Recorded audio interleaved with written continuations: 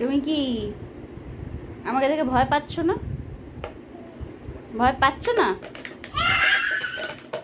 তুমি মায়ের পাউডারটা দিয়ে কি করেছো? ওটা তো মায়ের, বুঝেছি, ওটা ওটা তো মায়ের ফেস পাউডার। তুমি ওটাকে নষ্ট করলে কেন? হ্যাঁ,